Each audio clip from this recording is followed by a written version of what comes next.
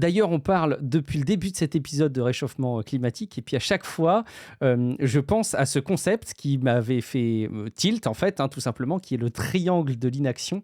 C'est un mécanisme qui explique pourquoi on fait rien face au réchauffement climatique. En gros, il y a les trois composantes, il y a les citoyens, les États et les entreprises. Et les citoyens attendent que les États agissent, les États attendent que les entreprises s'engagent et les entreprises attendent que les citoyens changent leurs habitudes. Donc évidemment, ça bouge pas. Tout le monde se dit, c'est pas à moi d'y aller en premier. Eh ben, vous me voyez peut-être venir, mais pour Tech Café, eh ben, c'est pareil, parce que beaucoup écoutent, beaucoup aiment, et beaucoup se disent intérieurement ah, il est top ce podcast, j'adore les infos, j'adore le traitement qui en est fait, je trouve que ça occupe une place particulière dans ma journée. J'espère que d'autres vont les soutenir sur Patreon. Mais si tout le monde pense ça, bah, personne ne le fait.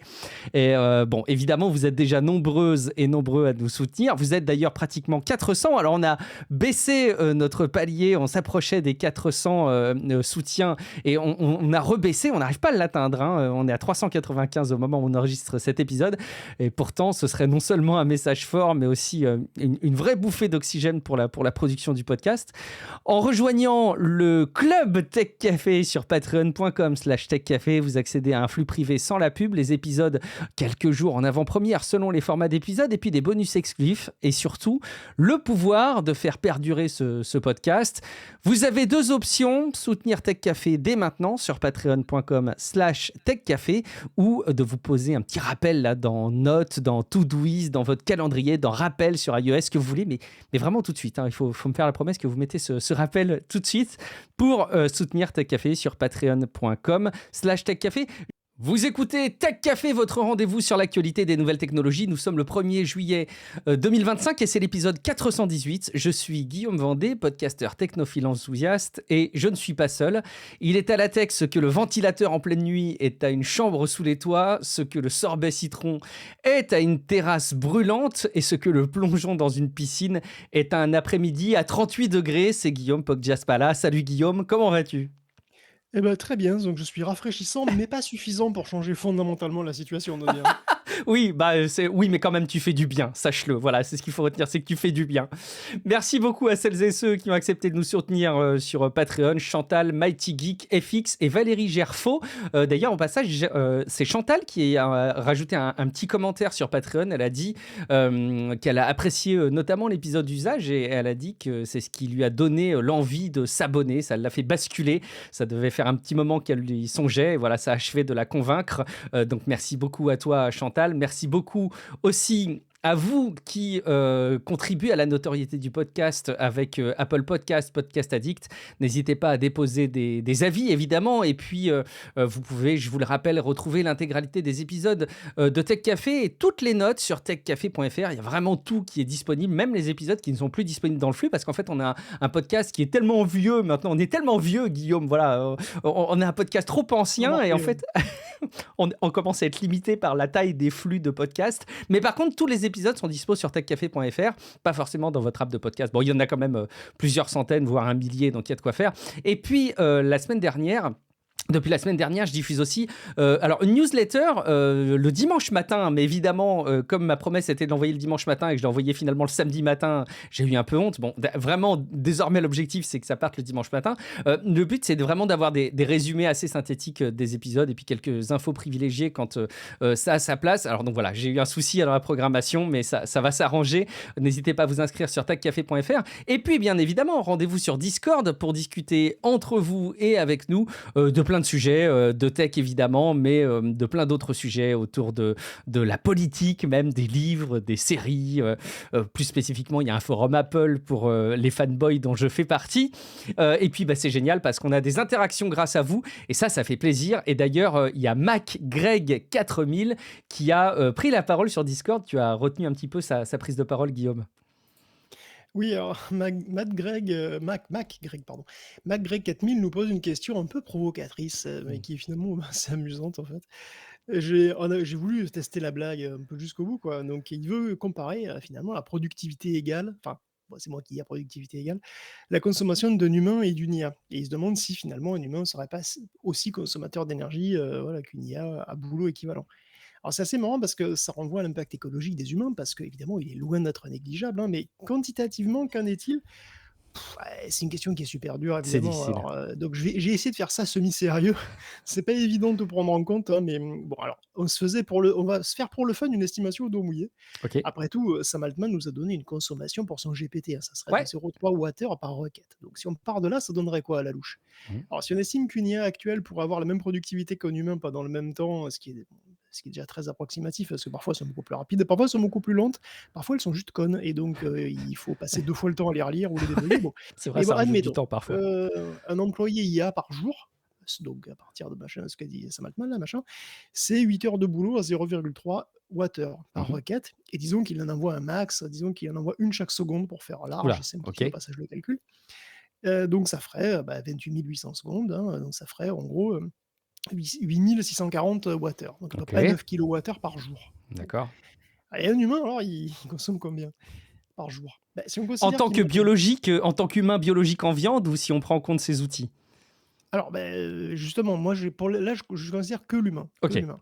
Mais effectivement, tu vois, il faudra aussi voir la consommation de son PC et tout, mais bon, Ouais, la partie en là, viande. j'ai pris déjà l'humain. Alors l'humain, c'est 2000 kilocalories, 2000 kilocalories, c'est 2,3 kWh. Mmh.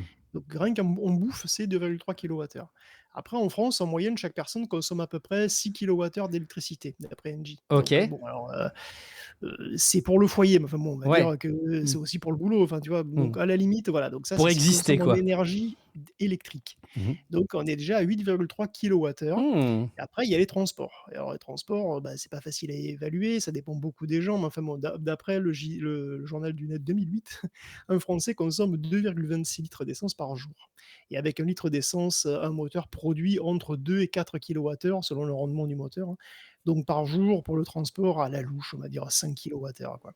Et donc on en est autour de 13-13,3 kWh pour les 8 heures de travail effectif par jour.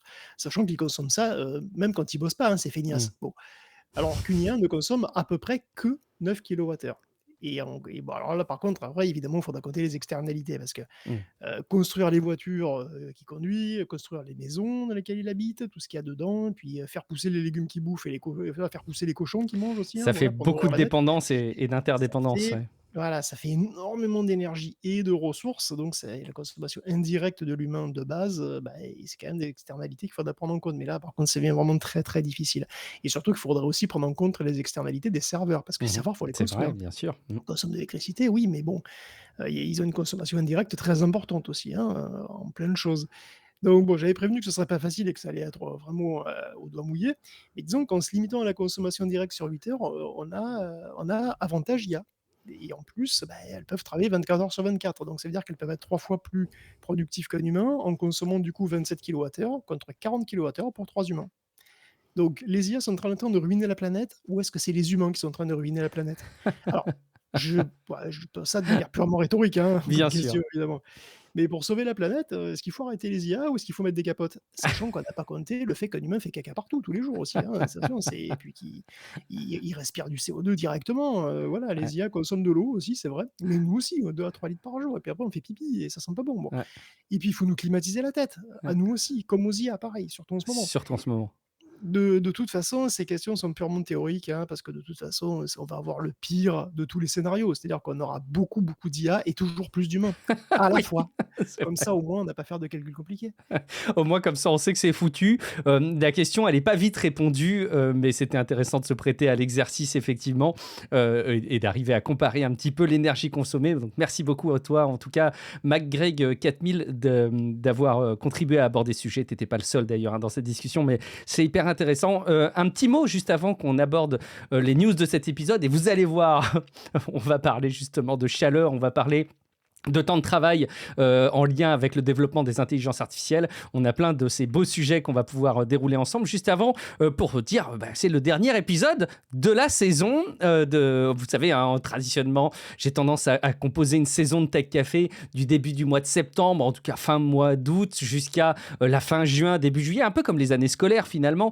Donc c'est les saisons de Tech Café, c'est la 11e saison qui se clôture dans son format classique, tel que vous l'aimez le plus, je pense, avec les chroniques et les préparations d'épisodes de Guillaume Poggiaspala. Il est fort probable que je ne vous laisse pas sans contenu dans Tech Café et de manière générale dans les podcasts cet été, mais enfin voilà, symboliquement, c'est un petit peu quand on amène, Guillaume, le cadeau à la maîtresse ou au maître en fin d'année scolaire, une plante, un tournesol, un paquet de chocolat, un marque-page personnalisé pour lui symboliser le fait que c'est la fin de l'année. On t'a pas apporté ce cadeau-là, Guillaume, mais j'imagine que beaucoup de nos auditeurs et auditrices auraient envie de te le témoigner. Donc, écoute, merci pour avoir passé cette saison Oui, supplémentaire en notre d'ailleurs, compagnie. d'ailleurs, si vous voulez envoyer des cactus ou des colliers de nouilles, envoyez-la à Guillaume, hein, on Et verra après s'il les récupère. je t'enverrai les photos sur notre groupe de messagerie perso, puis tu me diras si tu veux que je te les transfère ou pas. Je suis pas sûr que l'impact écologique soit bon là-dedans, mais enfin bon, écoutez, on est prêt à tout là-dessus. En tout cas, sans autre forme de procès, on va aborder les news essentielles et incontournables de cette semaine. Et vous l'avez compris, il fait horriblement chaud et ce n'est que le début.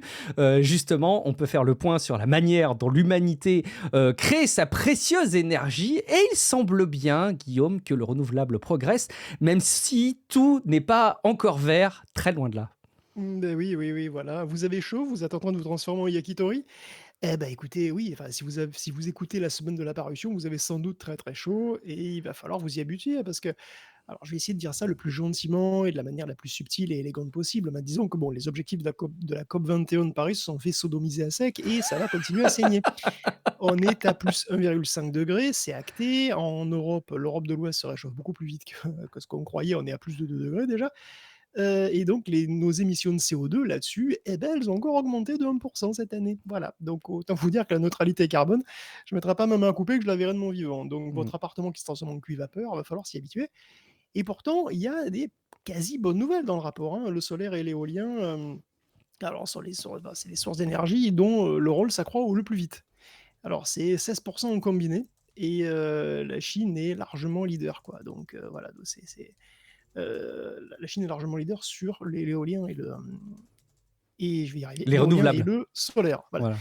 Donc alors, d'ailleurs, elle représente à elle seule 57 des nouvelles capacités de ce type, hein.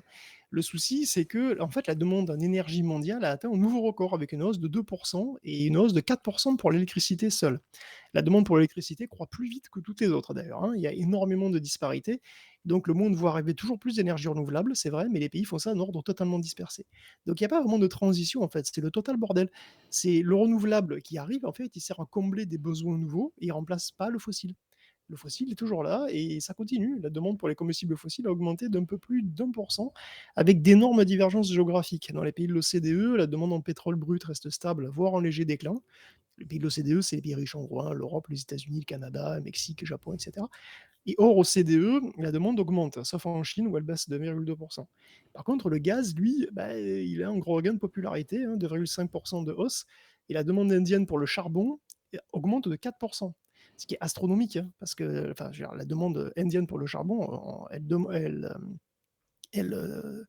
elle surpasse la demande du Commonwealth, de l'Amérique du Nord et de l'Amérique centrale et de l'Europe combinées. Punaise, Donc, c'est voilà. c'est massif. Ah ouais, c'est massif. La Chine aligne les solutions renouvelables et à côté, bah, on a encore plus de charbon, quoi. Encore aujourd'hui, hein, 60 de l'énergie mondiale est fossile et ça explique assez bien 4 années de record d'émissions de CO2 consécutives, hein. Donc oui, les capacités de renouvelables accélèrent, mais la consommation mondiale accélère encore plus vite. Toutes les formes d'énergie voient leur demande augmenter, le nucléaire et l'hydroélectricité aussi, hein, d'ailleurs. Donc la transition, bah, c'est très compliqué, d'autant qu'ici en Europe, on n'a plus en rond et que tout ce qui est considéré vaguement vert ou verdâtre est officiellement plus à la mode. Les États-Unis n'en ont plus rien à foutre, hein. Mm. Donc si les IA doivent sauver le monde, il faudra qu'elles commencent à se dépêcher un petit peu, hein. En sachant que le carbone, une fois dans l'air, il met 10 000 ans hein, pour s'évacuer de l'atmosphère. Il est hyper stable. Donc, entre le moment où on va se réveiller et le moment où on agira, il y aura tellement de temps et de boulot à faire, de temps passé et de boulot à relever, que ça paraît effectivement inatteignable. On va peut-être pas être très enthousiaste sur le fond, hein, malgré tout, dans cet épisode, mais bon. Bah, le CO2, bah, CO2 il est dans l'atmosphère, après il peut être capté par les êtres vivants, enfin par les plantes quoi, Ouais. donc bon ça dépend des plantes qu'il y a Mmh. et Il faudrait effectivement, arrêter d'envoyer du carbone par contre, parce que sinon le CO2 effectivement il est capté, il y a des processus, géologiques, hein, qui permettent de le capter, mais qui sont très, très, très longs effectivement. Je sais pas si c'est 10 000 ans, je j'ai pas le chiffre, mais bon, c'est vrai que j'ai c'est très long. entendu ça aujourd'hui, effectivement, sur le fait que Ouais, si on très, très, voulait très long, espérer qu'il se barre lui-même de l'atmosphère, grosso modo, celui qu'on envoie aujourd'hui, il faudrait 10 000 ans. Ça me paraît long, 10 000 ans. Enfin, je sais pas, je me rends pas compte encore tout à fait, mais ça me paraît long. Guillaume, il n'y a pas que l'atmosphère chez les auditeurs et les auditrices ou dans mon studio qui est chaude, il y a aussi les contenus adultes consommés en ligne. On en a parlé, un débranchement des sites pornographiques en France. Ils s'étaient auto-bloqués, ils sont revenus en attendant l'évolution de la législation en Europe. Alors vous le savez, le nerf de la guerre, c'est de protéger évidemment les mineurs de ces contenus sans créer des solutions bancales ou dangereuses. On n'a pas trouvé la solution miracle d'ailleurs qui réponde à cette équation. Le débat sur l'accès au porno, c'est pas qu'en France, c'est aussi aux États-Unis. Oui, puisqu'on évoque le pays du rêve américain aussi, voilà, celui de l'égalité des chances, de la liberté, n'est-ce pas? Attardons-nous un petit peu, mais viteuf quand même, hein, sur une décision de justice, qui renvoie à la Free Speech Coalition dans ses buts. C'est le lobby piloté par Pornhub, globalement, qui, comme en France, se voit obligé dans plein d'États américains, je crois qu'il y en a au moins 19, dont le Texas, de vérifier l'âge des visiteurs. Donc ils avaient fait appel, auprès de la Cour suprême qui vient de décider à une majorité de 6 contre 3 que la loi texane n'avait aucun rapport avec la liberté d'expression et que le premier amendement, c'était pas un problème, tout ça. Et qu'en gros, bah, c'était pas pire que de montrer sa carte d'identité pour acheter de la bière au magasin, quoi. Aucune question sur la préservation de la vie privée, des données, tout ça, ça c'est pas un sujet. Et bien sûr, le vote s'est fait à 6 contre 3 et les 3 qui sont pas d'accord, bah, c'est la minorité libérale de la Cour suprême qui est à majorité, républicaine, surtout à majorité conservatrice, hein, à la botte de Donald Trump. Comme on l'a vu tout dernièrement, hein, quand ces mêmes juges de la Cour suprême ont empêché les juges fédéraux de bloquer des décrets présidentiels, alors même que certains de ces décrets sont ouvertement inconstitutionnels d'ailleurs. On a donc une Cour de justice qui limite le pouvoir de la justice, hein, c'est pas mal, c'était le dernier contre-pouvoir, hein, étant donné que le Congrès est une larve informe et que le Sénat n'en a absolument plus rien à dire. Trump a de moins en moins de contre-pouvoirs et comment dire, ça la fout mal, hein, pour un pays qui se considère comme le phare du monde libre, c'est voilà. Mais bon, en tout cas, pour en revenir à Pornhub au Texas, il va donc ça rester sans doute inaccessible et pas que dans cet état et donc il reste toujours la question en suspens quand même, hein, qui moi me tourmente, la nuit, c'est quoi le porno? Oui, j'ai dit le mot. Heu, j'ai une chaude. Où ça commence et où ça s'arrête, en fait, le Mhm. porno, hein? Où ça s'arrête, ce qui est, obscène, ce qui est Ouais, ok. comment on doit protéger les mineurs, jusqu'où, tu vois? Qu'est-ce que c'est ce spectre-là? Bon, on avait évoqué un projet de loi anti-pornographie au sens très, très large, en supplément, hein, et qui allait sans doute pas passer, mais tu vois, petit à petit, les fenêtres d'Overton se dilatent et bon, quand c'est bien dilaté, bon. C'est beau, c'est bien amené à la dilatation de la fenêtre d'Overton, Guillaume.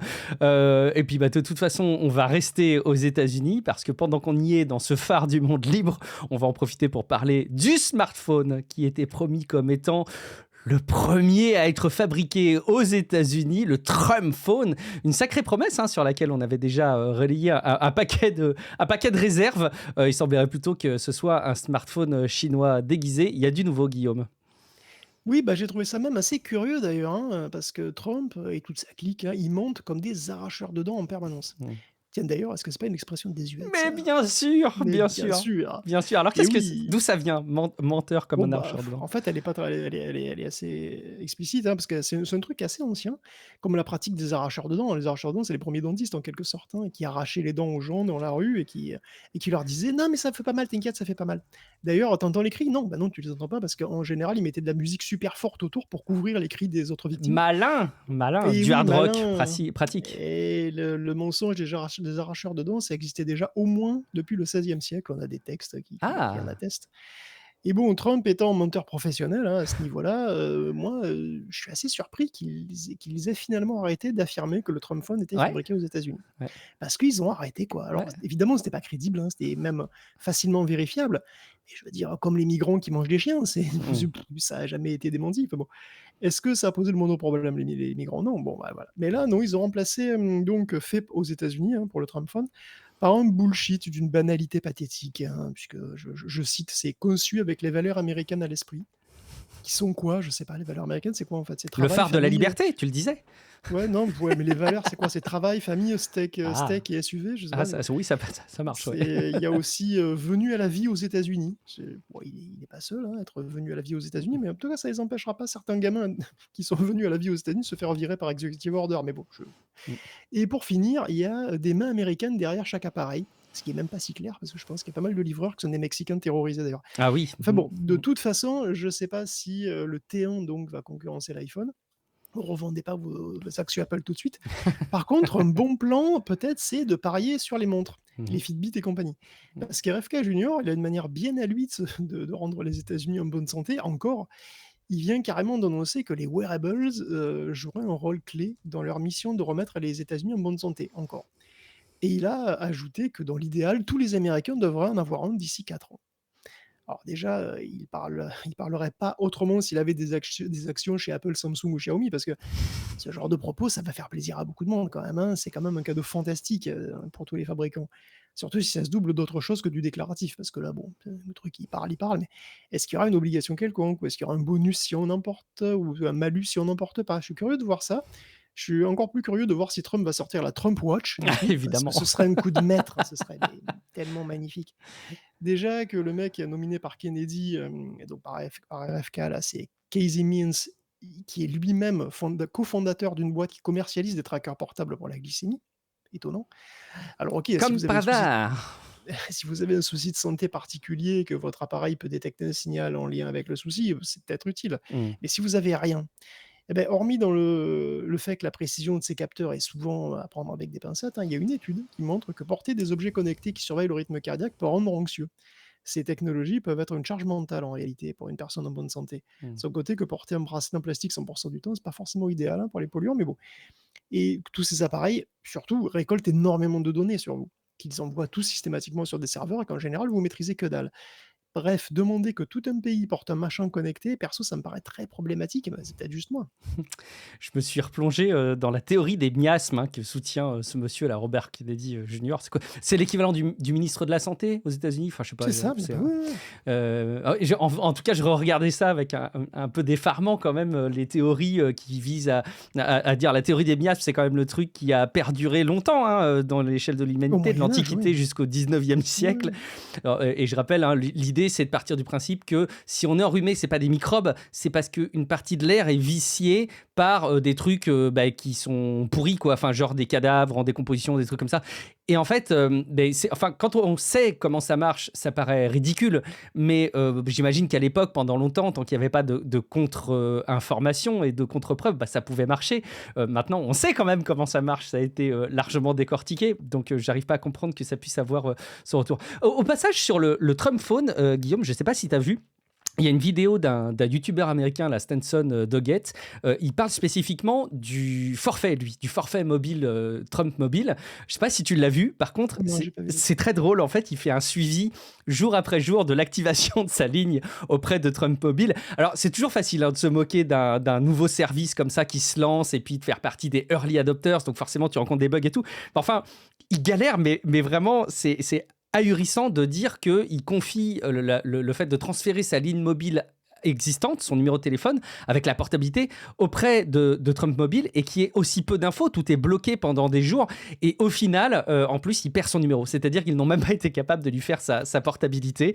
Il a pu confirmer quand même, hein, que le forfait, c'est un vrai forfait mobile. Il y a le RCS, il y a la messagerie vocale visuelle et puis évidemment, il y a marqué Trump en haut dans ton smartphone, donc c'est très classe. Il y a juste un truc, attention, c'est vraiment bloqué au niveau des données. Si vous avez 20 gigas, au bout des 20 gigas, vous n'avez plus rien, même pas un débit limité, comme ça se fait un peu partout. Là, ils sont sévères. On va voir si ça va se calmer dans le temps, si ça va s'ajuster. Allez, on en profite qu'on est aux États-Unis. On va parler de la guerre économique qui continue à battre son plein. Alors évidemment avec les États-Unis et puis tout le monde, hein, tout le reste du monde, j'ai l'impression, et en particulier là les géants du grand continent américain, le Canada évidemment, mais aussi le Brésil, Guillaume. Oui, bah, c'est vrai que Donald menace toujours un peu tout le monde avec ses droits de douane. Alors la deadline, c'était le 7 juillet, je crois, donc à moins que ce soit encore repoussé. Bah tiens, en parlant de repousser, bah tiens, ça vous intéresse plus, mais depuis 2023 au moins, mais je le mentionne quand même, l'échéance pour TikTok a encore été repoussée de Oui, c'est 90 jours en fait, hein, la routine, voilà. C'est Au comme passage. certaines tâches qu'on procrastine dans sa to-do list, tu sais, qu'on repousse de jour Ah en mais jour bien et sûr. 4 mois après, on l'a toujours pas fait. Là, Donald, il a dit, que des gens très riches allaient le racheter, voilà. Mmh. Il a rien dit, pas Mmh. rien de plus, hein, donc rien de concret, ça peut durer un moment. Et donc sinon sur les tarifs, hein, les négociations, bon, ça avance pas des masses, j'ai l'impression, sauf avec la perfide Albion, c'est le cas de le dire. Mais donc, enfin, bon, déjà, nous, de toute façon, on n'est pas d'accord avec les Allemands. Enfin, les Européens, ça a l'air compliqué. Et avec le Japon, ça piétine, le secteur automobile coince. Pour le Canada et le Brésil, c'est mort, hein, je pense, hein, les négociations étaient. Alors, les négociations ont été annulées avec le Canada parce qu'ils ont eu l'outrecuidance de vouloir faire une loi dans leur propre pays qui concerne les entreprises américaines et le blé qu'elles font sur leur territoire. Donc, on note bien que les États-Unis n'autorisent pas les pays en fait à légiférer comme ils le veulent, hein. C'est quand même pas mal. Et bon, c'est vrai qu'on y a cru. En tout cas, moi, j'y ai cru, hein. J'ai cru que le Canada allait tenir bon sur sa Mmh. taxe GAFAM, à l'européenne, quoi, un petit peu. Sur les boîtes qui font plus de 1,1 milliard de dollars canadiens et plus de 20 millions au Canada. Donc il y avait une taxe de 3 je crois, qui tentait en fait de compenser l'évasion fiscale, hein, dont profitent ces entreprises depuis des années. Mais non, le Canada s'est couché, je suis déçu. Voilà, je me demande d'ailleurs, ce qu'il en sera de l'Europe, hein, finalement, puisqu'on a une taxe analogue Mmh. et on est nous aussi sous pression, évidemment, des États-Unis. Alors j'espère que nous, on tiendra bon. Déjà que le sommet de l'OTAN, ça a été le sommet du léchage de pompe, pour pas dire autre chose. Mmh. En même temps, ça a marché, d'ailleurs. C'est ça qui est magnifique, c'est qu'il était content, voilà. Donc je sais pas, on est prêt à tout, j'ai l'impression. Donc peut-être que la prochaine fois, il faut le parfum de Trump sera obligatoire. Tout le monde devra avoir le parfum de Trump parce que oui, il a sorti un parfum. Ah, je Réveillez-moi, savais super même pas, chose. je savais pas relevé. Mais en même temps, ça Ça m'étonne tellement pas. non mais il y a version homme ou femme, il y a un parfum, Ah ouais. vendu 250 balles, c'est un parfum prise unique, hein, probablement. D'ailleurs, ça a été testé, bon, bref. Bref, écoute, c'est notre monde aujourd'hui, voilà, c'est comme ça. Le Brésil, lui, autant que je sache, il a pas encore fait machine arrière et pourtant il fait encore plus fort, je trouve, que le Canada, parce que lui, c'est pas une taxe qu'il lève, c'est il fait passer une loi qui va rajouter une charge considérable, hein, sur toutes les plateformes du web, là-bas et les grosses plateformes américaines en particulier, bien sûr, hein. Alors dans les semaines qui viennent, au Brésil, soit une plateforme qui est notifiée d'un contenu problématique le vire très vite, soit elles seront tenues pour responsables du contenu en question, comme si elles l'avaient produit elles-mêmes, quoi, hein, donc c'est l'inverse de la section 230, en gros. Les plateformes devront donc mettre en place des systèmes pour signaler, pour montrer, qu'elles agissent aussi, puis pour faire appel, évidemment, si tu dois faire appel si le signalement est abusif, quoi. Alors c'est strict, c'est une des législations les plus strictes du monde, du coup, hein, dans le pays, Mmh. quand même qui est un des plus connectés au monde, parce qu'au Brésil, il y a 140 millions d'utilisateurs sur Instagram, autant sur YouTube et WhatsApp, hein, tout le monde utilise WhatsApp, c'est extrêmement courant. Il y en a à peine moins sur Facebook, donc c'est vraiment un très gros marché et c'est un pays aussi où il y a eu pas mal de soucis avec des campagnes de désinformation, du harcèlement en ligne, et cetera, et cetera. C'est un pays où il y a eu, Jair Bolsonaro, au passage. Mmh. Par contenu problématique, on entend discours haineux, incitation à la violence, racisme, contenu illégal évidemment aussi.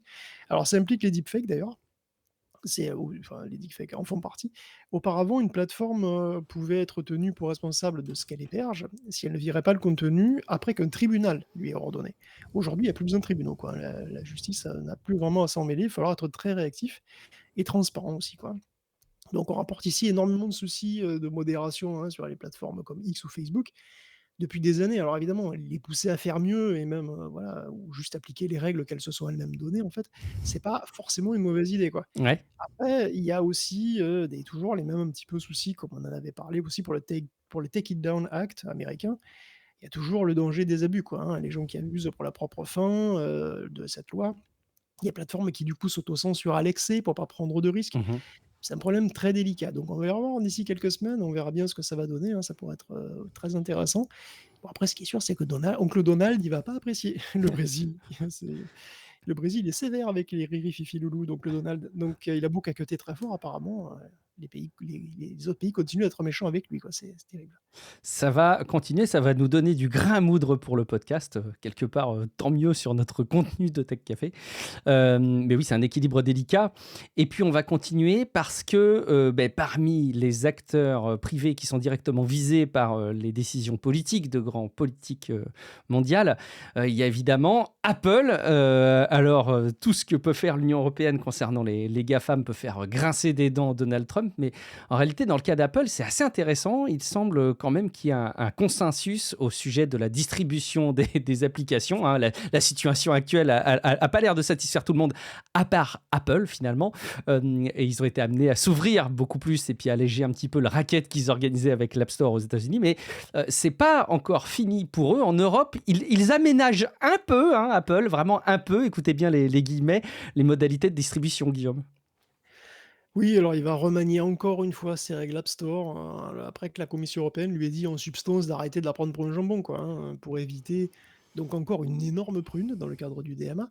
Apple va renoncer, enfin il va pas tout de suite Mm. renoncer en fait, il va annoncer là, il a annoncé un système de niveau Qui pour, est, les qui est très commissions. clair, hein, très simple et très clair. Ouais, c'est terrible. Effectivement, pour les commissions prélevées hors App Store, donc il y aura un niveau 1, donc pour les paysans quoi, hein, le niveau Les pas sans-dents. cher. Voilà, 5 niveau sans dents avec 5 de commission, mais qui donne pas accès à toute la succulence, hein, des fonctions Eh Apple oui. pour l'App Store. Et le niveau Les 2 mises à qui est le jour, par niveau exemple, des hein, les mises à jour automatiques. eh oui, parce que ça, c bah, oui, ça c'est c'est un truc premium, les Grand mises à jour. privilège. Ouais. Eh oui, si tu es un sans dents, tu mets pas à jour. Et le niveau 2, qui est donc le niveau des vrais hommes évidemment, qui est en fait le Oui. niveau par défaut avec 13 de commission. Considérant que tout ça était sans doute, trop simple, n'est-ce pas? Apple a introduit une nouvelle taxe, la Core Technology Commission qui, attention, n'est pas la Core Technology Fee, il faut pas Non. confondre. Là, il prend 5 de commission sur les achats hors app, mais qui sont faits via une app de l'App Store. Et bien sûr, le Core Technology Fee reste en vigueur pour l'instant, c'est 50 centimes par téléchargement au-dessus du million annuellement, hein.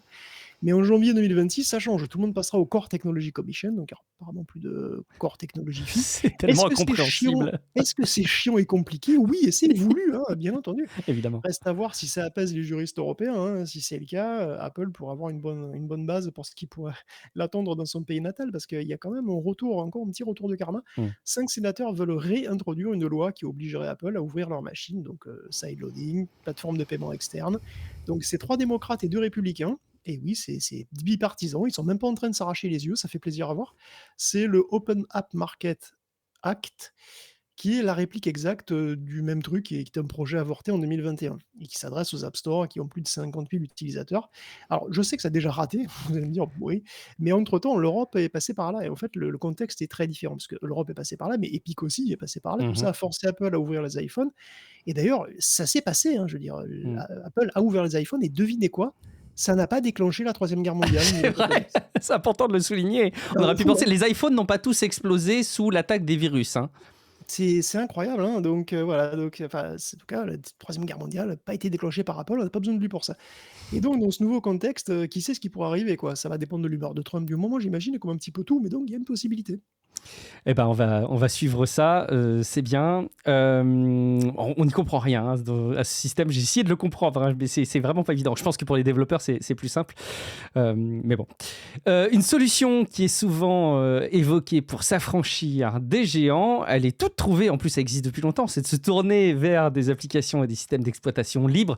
Alors oui, c'est pas si simple, mais tout est affaire aussi parfois de décision. Et justement, Guillaume, en Europe, une nouvelle étape est franchie pour l'informatique professionnelle et puis j'allais dire aussi pour peut-être les administrations, donc très près de nous, hein, dans la ville des Lumières, la ville de Lyon notamment. Exactement, la ville de Lyon a décidé de passer à Linux et OnlyOffice, voilà et PostgreSQL. Donc la ville s'est engagée, progressivement à remplacer les systèmes Microsoft, hein, c'est un enjeu de souveraineté aussi. C'est bien marqué que c'est un enjeu de souveraineté et c'est aussi marqué que c'est pour prolonger la durée de vie des équipements informatiques. D'ailleurs, vous n'êtes pas sans savoir, hein, que Windows 10 vit ces derniers mois. Microsoft a décidé de couper le support du système d'exploitation qui Mhm. est encore utilisé par 37 des joueurs Steam et 56 des machines en France selon StatCounter quand même, hein. Donc je ne sais pas si Lyon a sauté sur l'occasion, mais Mm. c'est assez probable, tant l'arbitraire total de Microsoft en manière d'update est flagrant. Des machines basées sur des corps de génération 7 étant toujours tout à fait capables de faire tourner Excel, hein, je vous assure. Évidemment. Il y a pas de souci. D'ailleurs, est-ce que c'est un aveu d'échec? Mais Microsoft a propose une extension quasi gratuite du support de Windows 10. Il y en a une payante, 30 qui est désormais une gratuite. Alors, il y en a une qui consiste, enfin, en fait, il y a deux possibilités. Soit vous utilisez Windows Backup, Bon, alors évidemment, si vous utilisez Windows Backup, c'est que vous faites des backups. Mais le backup, ce problème, c'est que, bah, il faut les 5 gigaoctets de Microsoft Cloud qui sont gratuits, ils vous suffisent sans doute pas, donc ça veut dire que vous Mmh. payez sans doute un abonnement. Donc dire que c'est Mmh. gratuit, c'est peut-être un peu abusif, mais bon. Alors un qui est un peu plus gratuit, c'est une solution, qui consiste à payer 1000 points Microsoft, à Microsoft qui va mettre en place donc un truc, apparemment c'est une sorte de récompense de fidélité, voilà, vous Une carte pouvez, de fidélité payante un peu, non? Enfin, je c'est non, mais les points Microsoft, vous les ac vous enfin, du moment où vous avez un compte Microsoft et que vous faites des conneries avec des plateformes Microsoft, donc je sais pas, aller sur Bing, OK. bah, voilà, ça vous rapporte des points quoi, de Utiliser manière plus ou Copilot, moins sans doute. organique quoi. OK. Ouais, ouais, voilà et du coup, bah, si vous avez 1000 points, vous pouvez payer 1000 points pour, augmenter d'un an, le support de Incroyable. votre système Ah oui, donc d'exploitation. c'est pas un système de fidélité payant, c'est un vrai système de fidélité, Ouais, ouais, d'application qu'on peut transformer en support. tout à fait. Intéressant, OK. 1000 Enfin points intéressant. apparemment, c'est pas beaucoup, mais moi je les ai pas donc je ne sais pas. Quoi? Je Tu utilises pas assez les services et Microsoft? bah, Dis donc, il ça va pas. semblerait que non, Enfin, je et pourtant j'ai une Xbox, c'est pour te dire. ah oui. Est-ce que c'est la première des concessions que Microsoft sera obligé de faire, compte tenu de la réalité du terrain? Parce que vraiment, 56 en France, hein, je le rappelle quand même, hein, Windows 10. Son insistance à te faire changer de PC sans raison valable, c'est aussi prendre un gros risque, hein, pas quand même, hein, Mmh. c'est de faire, enfin, tu pourrais migrer ailleurs, quoi, hein, et ça me semble vraiment étrange dans les conditions actuelles. Parce que, de fait, Windows est en perte de vitesse. Il y a quelques jours, il dans un post de blog, Microsoft se vantait que Windows était installé sur un peu plus d'1 milliard de machines. Bon, ça paraît beaucoup comme ça paraît Mmh. confortable, hein, Tout mais d'un en coup, 2000 1 milliard, tu te dis: «Waouh, c'est beaucoup, c'est beaucoup». ouais, sauf qu'en 2022, il y a des documents légaux qui faisaient état de plus de 1,4 milliard de machines. Donc si cette année ça avait été mieux, t'inquiète pas qu'ils auraient appuyé Eh dessus, hein. Ils forcément, auraient dit: «Ouais, non, 1,5 milliard de machines». Non, ils ont dit 1 forcément. milliard. Donc on peut en déduire que raisonnablement, hein, que Windows a disparu de 400 000 machines Ouais. en 3-4 ans à peu près. Mmh. Et c'est pas pour une migration sous Linux en fait, hein, malheureusement, enfin en tout cas pas significativement, peut-être un peu bien sûr, mais bon pas significativement. Avant la pandémie, le PC était déjà une plateforme en déclin. Le Covid a donné un coup de fouet aux ventes, Mmh. bon voilà, surtout aux Temporaire. PC, mais aussi donc aux Mac Mmh. mais évidemment la tendance pré-pandémique, elle est revenue quoi, Mmh. hein, sans doute, hein, donc le PC n'est plus utilisé globalement, hein, schématiquement que par les joueurs, les pros et les enthousiastes Mmh. et en gros le grand public, bah, il est sur mobile, à la rigueur, il est sur Mac, peut-être sur Chrome OS aussi, Mmh. mais Windows, il est pas en très grande forme, enfin, en réalité. Et en plus de ça, bah, justement, parmi ces pros, il faut se rendre compte qu'il y a un vrai mouvement d'émancipation en Europe qui commence à arriver. C'est surtout à cause de Trump, mais c'est aussi sans doute un peu à cause de Microsoft, hein. Il y a des exemples depuis un moment.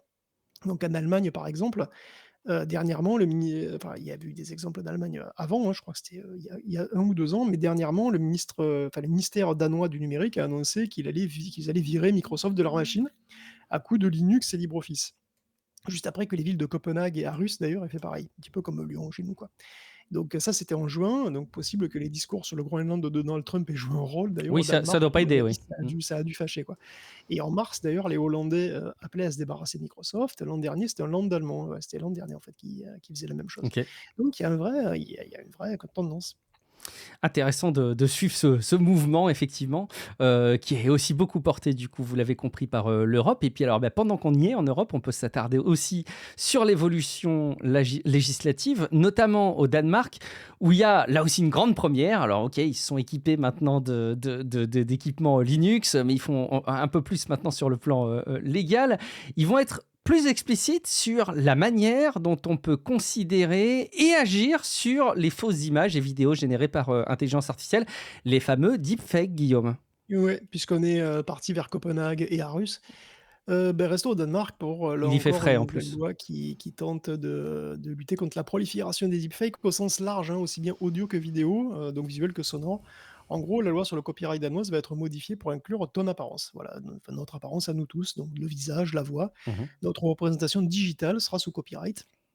C'est nous évidemment qui posséderons ce copyright. Donc on ne peut attaquer quiconque, s'en sert sans notre accord, hein, dans un contexte professionnel ou personnel. Donc il y a une exception pour la satire et la caricature quand même, hein. Mmh. Et en dehors de ça, les Danois pourront demander à une plateforme de virer leur deepfake si ça leur plaît pas. Là encore, il y aura des sanctions s'ils le font pas. Donc c'est une protection qui couvre pas que les deepfakes d'ordre sexuel, hein, attention, hein, c'est, même, des trucs qui sont bon évidemment si c'est sexuel ou humiliant, vous allez forcément avoir envie de les virer, mais même si vous avez juste une représentation digitale de vous, que vous avez pas envie d'avoir, vous pourrez attaquer. En fait, je me demande pourquoi ça a mis autant de temps à être clarifié, ça finalement sur le plan légal, et puis qu'il y a priori que le Danemark là qui s'en empare, peut-être d'autres pays, hein, dites-le nous si vous avez des veilles législatives comme ça sur ce sujet-là partout dans le monde, c'est intéressant. Mais finalement, ça fait sens. Après, je me dis ça doit être difficile de la porter parce que dans quelle mesure est-ce que certains deepfakes sont pas très réussis et tendent à imiter quelqu'un, pas forcément, tu vois, pour de la satire de personnages publics. Bon, je sais pas si on pourra beaucoup faire de deepfake de toi, Guillaume, j'en doute, mais de moi, tu vois, enfin, je sais pas, il faut arriver à prouver, il faut me mettre en scène de la même manière, me faire dire des choses qui laisseraient imaginer que c'est moi. Enfin, ça me paraît compliqué d'arriver. Je suis sûr que ça va laisser place à de nombreux débats devant les tribunaux, ça. Bon, écoute, on verra. On va continuer avec le cadre légal, toujours, hein, on est toujours dans notre petite rubrique législative sur l'entraînement des intelligences artificielles. C'est un sujet qu'on aborde régulièrement. Et puis, bah, il y a une étape assez décisive qui pourrait bien n'avoir été franchie. Il y a un tribunal fédéral américain qui a estimé qu'il était légal, sous le principe du fair use, donc l'usage équitable en bon français, de scanner des livres pour entraîner un modèle. Alors, Guillaume, j'ai l'impression que ça avance et pas forcément dans le sens qu'on aurait pu espérer quelque part. Ah bah, ça dépend, oui, évidemment, ça dépend des gens. Là, on va en arriver au gros morceau de la semaine, sans doute, hein, avec, Mm. il y a plusieurs actions en justice, finalement, qui commencent à esquisser le paysage législatif autour de l'entraînement des IA. Alors très tôt, les créateurs de contenu au sens large, mais en particulier graphique et texte, ont commencé à attaquer les OpenAI, Anthropic, Meta, etc., mais aussi les Stable AI ou Midjourney, comme étant des machines à plagiat, qui sont entraînées sur du contenu volé, qui pose une menace existentielle à leur gagne-pain, en faisant une concurrence massive quoi, et déloyale. Alors, il y a puis aussi les procès contre Suno et Udio, d'ailleurs, hein, au niveau Mhm. musical. Donc, il y a plusieurs aspects à ces procès. En gros, il y a trois gros morceaux. Quoi. Il y a trois gros domaines. Donc, d'une part, il y a la partie plagiat. Les modèles reproduisent des textes des auteurs et les plateformes distribuent les œuvres sans autorisation. Donc, on voit ça dans les procès du New York Times contre OpenAI, par exemple, hein, et dans l'attaque de Sarah Silverman et d'autres contre Meta, et aussi bien sûr dans l'attaque de Disney contre Midjourney et des studios contre Udio, hein, par exemple. Mais il y a aussi l'aspect fair use. L'aspect fair use, c'est est-il permis de récolter les données qu'Anthropic ou Meta aspirent sans aucune autorisation des auteurs pour entraîner un chatbot qui va pisser du texte au kilomètre à la manière de des auteurs qu'il aura lu, hein, dans Lovecraft, si tu veux, hein, voilà. Et puis Mhm. il connaîtra ses classiques aussi, hein, qui saura aussi bien que toi avec qui Hermione va finir à la fin. Mhm. C'est un point clé du procès d'Andrea Barthes, qui est journaliste, et de Charles Graeber et de Kirk Johnson contre Anthropic. Mais c'est aussi l'essence du projet de Getty contre Stable AI. Et enfin, il y a la question de comment les boîtes d'IA se procurent ces données, tout simplement, hein. Si on pirate, est-ce que c'est bon, quoi? Vu que ça va plus vite de pirater quand même et que, bah, c'est pas pour lire en fait, hein, c'est juste pour donner aux IA le temps de l'entraînement, puis après on les vire, Pour quoi. leur Donc donner à c'est manger. on les voilà, on donne à manger, puis après on les vire. C'est une question importante et qui est même cruciale dans les procès contre Meta et Anthropic. Mhm. Et à ces dernières questions, la réponse, c'est non, hein, assez simplement, vous pouvez pas pirater des livres, ça se fait pas, que ce soit pour les lire ou pour les donner à manger à ton LLM. Dans le jugement contre Anthropic, les charges de piratage ont été retenues. Contre Meta, le fait qu'ils aient utilisé BitTorrent pour télécharger pas moins de 80 téraoctets de bouquins quand même, et ce faisant contribuer à leur dissémination, hein, via des sites pirates, puisque bah, voilà, hein, tu es sur BitTorrent, quoi, ça joue clairement contre lui. Alors Meta en était très conscient, hein, puisqu'il a eu cet argument lunaire. On déconnecte le torrent à la microseconde où c'est fini. Comme ça, Ben on oui, le bien cide sûr. pas, on le cide pas. Eh oui. Alors que bon, ben, voilà, tout le monde, enfin, tous ceux qui ont utilisé BitTorrent savent bien qu'en fait, tu cides les morceaux, hein. Dès que tu as un premier fragment, dès le T'as début, pas tu cides besoin ce d'attendre fragment. que ton film soit terminé pour envoyer des petits morceaux en même temps, mais bon. Et donc de même, Anthropic a bien compris que pirater des bouquins, c'était limite, hein, puisqu'ils ont fait, enfin, ils l'ont fait un peu pour aller plus vite au début, hein, je cite, hein, pour aller plus vite. Et puis après, ils ont arrêté, ils ont acheté des millions de bouquins d'occasion qu'ils ont tous déchirés, scannés et bénés à la fin. Parce que bah, Mhm. c'est plus simple de scanner si tu coupes les pages. Donc je sais que les bibliophiles qui nous écoutent doivent se tordre de douleur à l'idée de millions de livres désossés, mais bon, voilà, Désolé, ils les ont on aurait dû achetés, faire un hein. trigger warning, effectivement. Et oui, je sais, c'est assez horrible, mais bon, il y avait rien de rare, hein. Puis bon, chaque jour, des millions de pages se retrouvent au pilon par ailleurs, hein. Mm. Et justement, oui, ils les ont achetés et utilisés bah, comme bon leur semblait, et ça pose pas de problème. Donc, grande nouvelle qui pose un précédent majeur, sans aucun doute, hein. oui, utiliser le contenu de ces bouquins pour entraîner des IA, c'est du fair use, à condition que tu aies acquis les données légalement, tu n'as pas besoin de demander l'autorisation des auteurs. L'argument, c'est que les IA n'enregistrent pas les livres, hein, elles apprennent avec, comme des élèves apprennent à lire et à écrire avec des bouquins. Et personne n'a l'idée de dire qu'apprendre à bien écrire à des élèves, ben, c'est pas bien parce que ça forme des concurrents aux auteurs d'aujourd'hui, quoi. Mmh. L'usage fait C'est du vrai, ça se bouquin est défend. transformatif et on ne crée pas un plagiat, mais ça on contribue à la création d'un système qui est Mmh. qualitativement différent, qui fournit tout un tas de services qui sont, voilà, sans rapport avec l'œuvre d'origine. Donc ça, ce sont les conclusions du juge, hein, qui rejoignent pas mal les arguments d'Anthropique et de Meta, hein, au demeurant, qui lui aussi d'ailleurs est plus ou moins blanchi de la partie fair use de son procès avec Silverman. En l'occurrence, c'est le juge Vince Chabria qui a jugé que les plaignants n'avaient pas pu prouver leurs accusations devant la cour. Et en réalité, Vince, il est beaucoup plus nuancé quand même, hein. En fait, lui, il se prononce pas sur l'aspect fair use en général, sur les œuvres copyrightées. Lui se contente de juger que selon la formulation de la plainte qu'on lui a mis sous le nez, bah, il n'y avait aucune preuve crédible qui a été mise en avant pour étayer ça. Mmh. En particulier, aucune preuve de plagiat massif et de marché dilué, je cite, hein. En gros, aucune preuve que Meta ait utilisé le livre pour entraîner donc un système qui lèse en particulier ces auteurs-là en faisant que les gens n'achètent plus leurs livres. Mmh. Voilà, cet angle d'attaque ne marche pas, quoi, tout simplement. C'est pas Mmh. défendable et donc Meta a gagné sur ce point. Donc combiné avec l'autre jugement, néanmoins, hein, avec le jugement donc d'Anthropique, contre Anthropique, on peut imaginer qu'aux États-Unis, c'est en train de clairement basculer en faveur du fair use. Clairement, ouais. Et d'ailleurs, Getty vient de laisser tomber une partie de ses accusations contre Stability AI. La partie violation de copyright, selon laquelle Stability AI aurait entraîné son modèle sur des images Getty sans demander la permission, tombe à l'eau. Alors, bon, c'est concomitant. Est-ce que c'est vraiment totalement suite au jugement d'Anthropique? C'est bien possible. Mmh. Bon, après, il y a pas je crois pas qu'ils aient confirmé, mais bon. En tout cas, Stable Diffusion est aussi un outil suffisamment différent et transformatif pour que cet argument utilisé par Getty ne soit pas pertinent. Getty continue d'attaquer par contre sur d'autres points, mais bon, on tient une tendance apparemment. Alors, ça blanchit pas automatiquement toutes les boîtes de tout. En particulier, je pense pas que ça absolve Midjourney de produire des Spider-Man et des Pokémon à la chaîne, hein, Ouais, ça, je clairement. pense que Mmh. c'est beaucoup plus difficile. Udio, à mon avis, c'est peut-être plus compliqué aussi, nettement, Mmh. mais bon. Si la question c'est est-ce que pour entraîner des IA, on doit demander une permission, enfin, on doit demander la permission aux auteurs et même éventuellement les dédommager, autrement qu'en achetant leur livre, hein, tout simplement, ben, la réponse semble bien être que non. Mmh. En tout cas aux États-Unis, et c'est déjà très important.